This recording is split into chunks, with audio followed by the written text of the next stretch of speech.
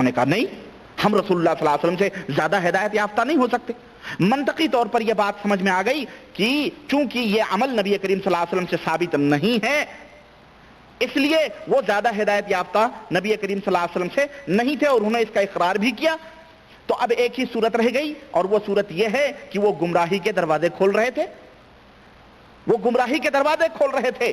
پھر انہوں نے کہنا شروع کیا کہ عبداللہ، اگرچہ یہ عمل جو ہم کر رہے ہیں یہ نبی کریم صلی اللہ علیہ وسلم کی سنت سے ثابت نہیں ہے، لیکن ہماری نیتیں ٹھیک ہیں، ہمارے ارادے نیک ہیں، ہم اس سے اللہ کا قرب حاصل کرنا چاہتے ہیں، ہم اس عمل سے اللہ کے قریب ہونا چاہتے ہیں۔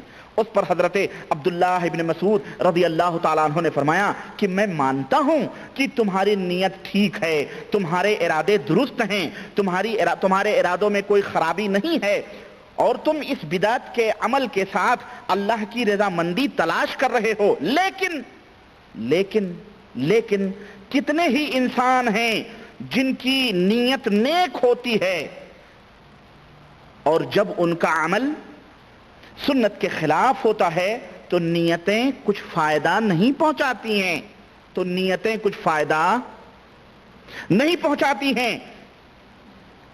کیا صرف نیت کسی کام کی صحت کے لیے کافی ہو سکتی ہے؟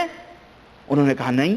تو کہنے خلاص، تو تمہاری نیتیں لاکھ نیک ہوں، صحیح ہوں، عمل نبی کریم صلی اللہ علیہ وسلم کے سنت کے مطابق نہ ہو، تو پھر وہ عمل کسی لائق ہو سکتا نہیں ہو سکتا ہے۔ یہ بات حضرت عبداللہ ابن مسعود رضی اللہ تعالیٰ عنہ نے ان کے ذہنوں میں بٹھائی، بلکہ جب تک کوئی عمل شریعت محمدیہ کی تعلیمات کی روشنی میں ادا نہیں کیا جاتا، وہ عمل قابل قبول نہیں ہو سکتا ہے۔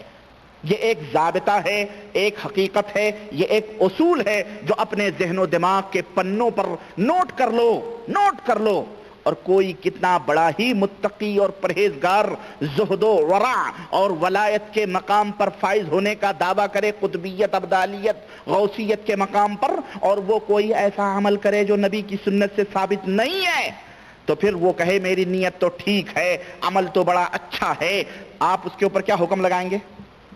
ٹھیک ہے، تیری نیت درست ہے، مجھے منظور ہے، سب کچھ صحیح ہے، لیکن چونکہ یہ عمل نبی کی سنت سے ثابت نہیں ہے اس لیے یہ مردود ہے، اور اگر تو اس کے اوپر عمل کرتا رہا تو بھی مردود ہے۔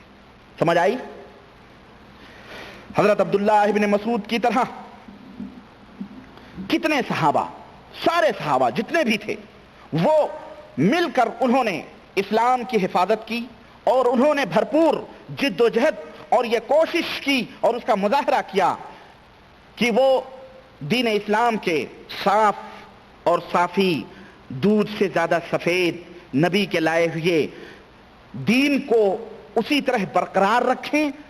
کوئی بھی امتی یا کوئی بھی شخص اپنی تہذیب، اپنی فکر، اپنی رائے یا اپنی کسی فکر یا کسی تصور سے اس چشمہ صافی کو، دودھ سے زیادہ سفید دین کو مقدر اور گدلا نہ کر سکے۔ یہ تمام صحابہ کرام کی یہ کوشش رہی۔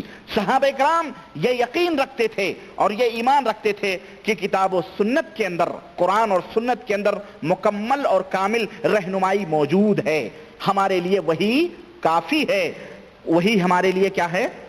کافی ہے۔ یہی وجہ تھی کہ حضرت علی رضی اللہ تعالیٰ عنہ نے ایسے واعظوں کو اور ایسے منبر کے خطیبوں کو مسجدوں سے نکال دیا تھا اپنے زمانے میں، جو لوگ منبروں پہ کھڑے ہو کر قصے، کہانیاں اور افسانے بیان کر کے لوگوں کے دل جیتا کرتے تھے اور تعداد تحسین حاصل کیا کرتے تھے، اور لوگوں کے اندر بڑے فیمس تھے، کیونکہ لوگوں کی طبیعت بھی ہوتی ہے، قصے اور کہانی زیادہ پسند کرتے ہیں، قصے اور کہانیاں زیادہ پسند کرتے ہیں، وہ باتیں بھی ان کے ذہنوں میں بیٹھتی ہیں، اور وہ یہ سوچتے ہیں کہ کوئی مولانا ایسی بات کہیں جس کو ہم نے کبھی سنی نہ ہو. یہ چیزیں حضرت علی رضی اللہ تعالیٰ عنہ کے زمانے میں پیدا ہو گئیں. حضرت علی نے ایسے خطبہ کو اور ایسے مقررین کو ممبر سے خطبہ دینا ممنوع قرار دیا اور کہا کہ تمہارے ذہنوں میں یہ بات نہیں ہونی چاہیے کہ یہ قصے اور کہانیاں اللہ اور اس کے رسول کے فرمودات سے زیادہ دل نشیں ہو سکتی ہیں. اگر یہ تصور ہے تو تم خطبہ نہیں دے سکتے اور تم ممبر کے مستحق نہیں ہو. اگر خطبہ دینا ہے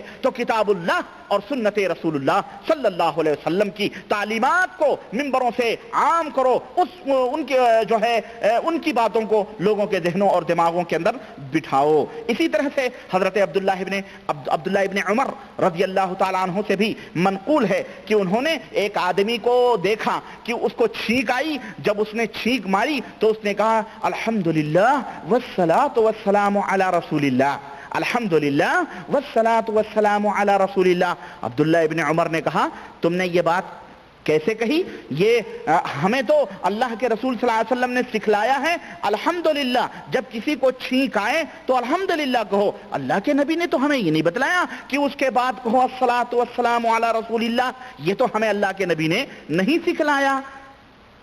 اس نے کہا بات تو بڑی اچھی ہے. کہنے لگے بات تو اچھی ہے لیکن نبی نے جتنا فرمایا ہے اس سے نہ کم کرو نہ اس سے زیادہ کرو. تو میرے عزیز اس نے الصلاۃ والسلام علی رسول اللہ کوئی غلط بات نہیں ہے, نبی کے اوپر درود ہی بھیجا تھا. لیکن چونکہ وہ موقع اور محل نبی نے درود پڑھنے کا نہیں سکھلایا, نہیں بتلایا, اس لیے اس موقع محل پر وہ زیادتی کرنا بھی بدعت اور گمراہی میں شمار ہوگا. آج سوچ لو, آج